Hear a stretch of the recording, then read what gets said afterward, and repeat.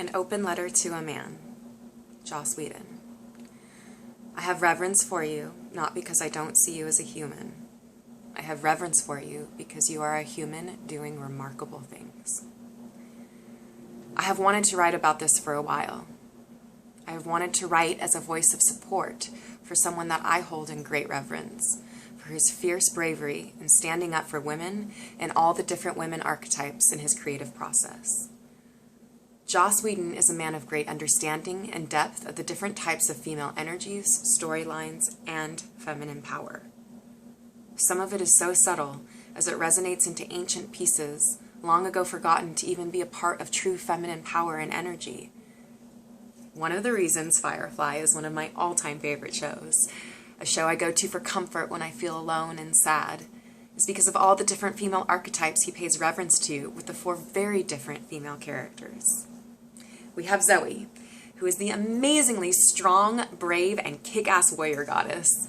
She is free of ever apologizing for her strength, courage, and commitment to kicking ass and taking names.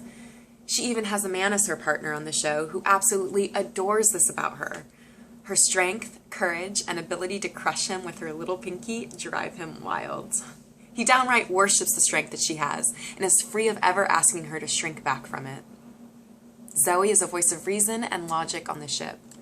She speaks her mind freely and clearly, and is free of feeling like she has to hold back in order to take care of someone else. She is confident and self-assured. She holds the warrior goddess archetype with fierceness and ease. Zoe very rarely, if ever, flinches back from anything. We also have Inara, who at first seemed to me like she was going to be the typical sex object on the show. That is what I expect from male Hollywood writers. But Joss goes way further than I ever expect a writer to go, and gives her the archetype of the high priestess sex goddess. In ancient times, these women were revered for the sacred wisdom that they held. They taught how to use erotic energy to fully see God divinity in another human soul, and how to reach a connection to God divinity through the act of connecting yin and yang. Inara practices sex as something sacred and with ritual.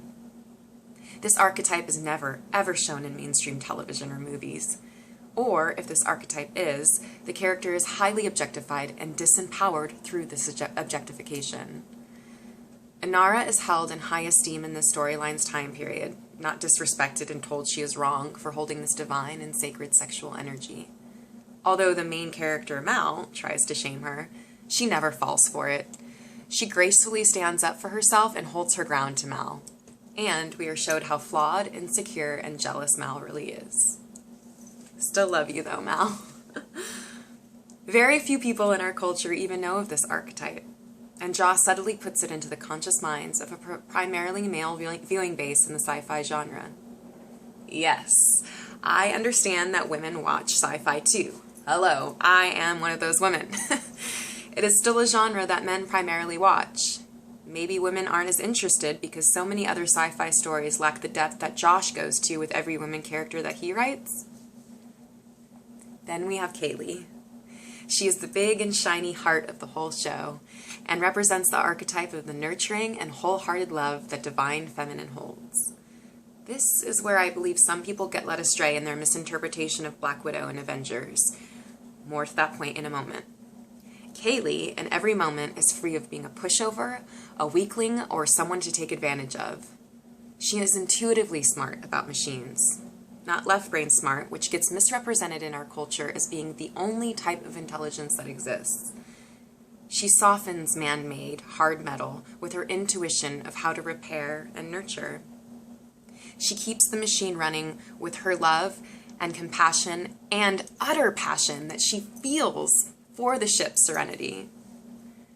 She is able to be the love, heart, and warm, shiny center of the crew. Her feminine power lies in her ability to be that vulnerability that some of the other crew members may not be able to hold, and it helps to soften them. She is not there to kick ass with her gun. She is there to show the feminine flow and power of compassion. And last, but certainly not least, we have the character of River. River's archetype is yet another somewhat unfamiliar archetype in mainstream movies and television. She holds a lot of different She holds a lot of different archetypal feminine energies. She is the psychic, intuitive, witch, sorceress, mystic, that the governmental powers try to use to their advantage. They try to use and abuse and harness this intense and ancient knowing, not just in her very intellectual left brain mind, which does add another very interesting layer to her character, but her ability to foresee. It is why they are afraid of her. This is something that has happened for thousands of years and still exists today in our culture. Fear of any right brain, feminine, ancient knowing, or wisdom. Even River's way of fighting is fluid and graceful and intuitive, and also calculated with her amazing genius mind, which is a fascinating balance for her character. River's character is given a balance of divine masculine, her over-genius, logical side, and her ability to be an incredible physical warrior, and divine feminine, her ability to foresee, be fluid, and have a knowing. Which brings me to my point. There was a backlash against this man, who I have never met, but I hold so near and dear to my heart. This man also created Buffy the Vampire Slayer, which I am a humongo fan of, and also has all the same female archetypes. The reason I hold him so dear is, number one, he is a man that has given me faith in the divine masculine. He may even do it without knowing it, but he is channeling something greater for the divine feminine through a masculine energy. That is beautiful and astounding to me. Number two, he has given me comfort and helping me feel seen, strong, and capable, as I resonate so deeply with all of the above-mentioned female archetypes. I very rarely feel like anything in the beautiful art of film resonates with the truth that I feel in the very core of who I am. He does it, and with hilarious and witty humor that has me peeing myself.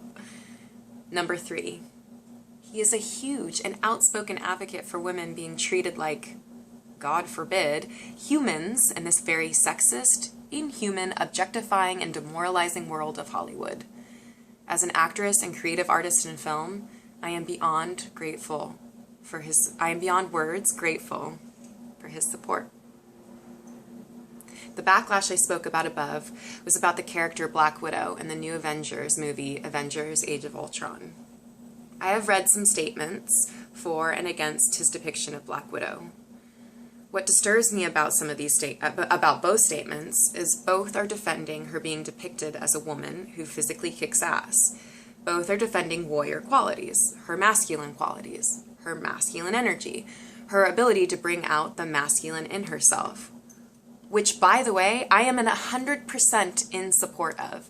I believe that all humans should have a balance of both masculine and feminine. What disturbs me is that the critics are offended by, and the supporters never mention, Black Widow encompassing feminine energy and taking a heroine's journey in the movie. The people who criticize Joss Whedon, the very women who say they stand for the equality of women, were offended by his depiction of her sadness, vulnerability, and her very real pain of not being able to do one of the most powerful things a woman can do on this planet, which is to give birth. That is meant to be both figurative and literal. I feel like here I must state that I am a woman who has chosen to never have children. I feel good about that decision. I am free of judgment on myself about it making me less of a woman, so that is not something that I am trying to insinuate here. It is what is right for me, and I support the decision to either bring life into this world or not for every human being on this planet. I have been violated badly in my life, and even felt for a moment in time that that same decision was taken away from me. The violation of Black Widow's body, her gift of choice as a woman to give life, was taken away from her. She goes into the painful depths of what that was to her, how it crushed pieces of her, and shows the feminine aspect of her character in a loving, open, and being seen way. What critics have forgotten is that feminine power is vulnerability, is softness, is nurturing, is life-giving, whether it be to an actual child or a creative project or anything that comes from the depths of the soul. To be that in this world takes immense courage. Most of us hide from that, her deepest, darkest vulnerabilities. Maybe that was what scared people about her character descending. I am curious why feminine qualities that take immense emotional strength were offensive to some. I am curious why, when people defended Joss Whedon, they still defended Black Widow's physical strength and hero's journey, and all out failed to support the power in her emotions, which is an aspect of the feminine energy. I am curious why we still only honor a woman as powerful if we are giving her masculine traits, wanting her to act in a masculine manner and go on a hero's journey. Are we that disconnected from knowing that a heroine's journey even exists? Why is it still offensive for feminine energy to exist? And not that men can't hold this feminine energy either, by the way. I actually hope for a world one day where a man having feminine strength and power in the form of emotional vulnerability and wisdom is not only accepted, but celebrated. Joss did not disempower Black Widow. He empowered her on her own arc of a heroine's journey and gave her a divine masculine energy to receive her in the form of Bruce Banner.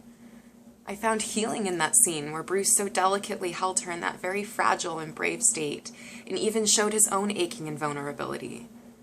So Joss has given her masculine and feminine qualities. Female characters don't have to be warriors to be strong and powerful women.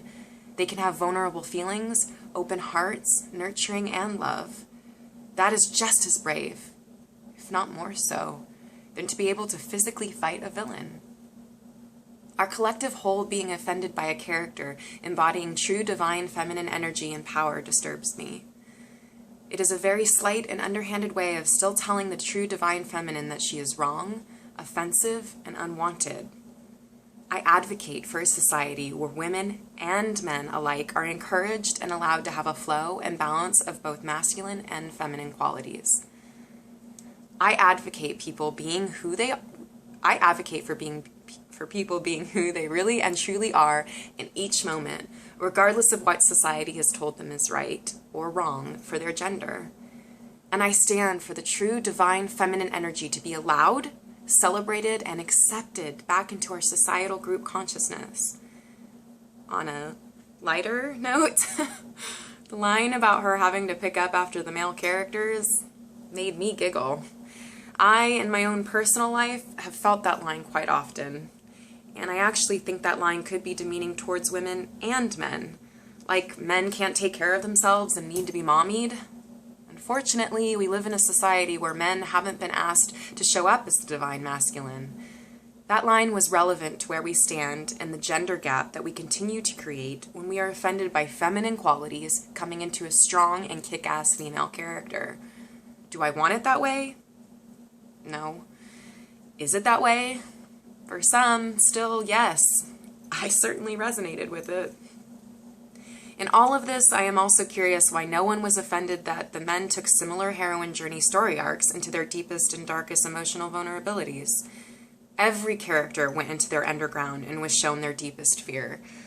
Why was it only offensive for Black Widow to go through that?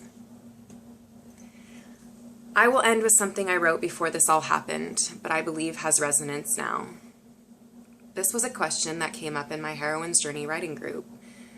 What is it to be the true feminine? To be in the truth of femininity?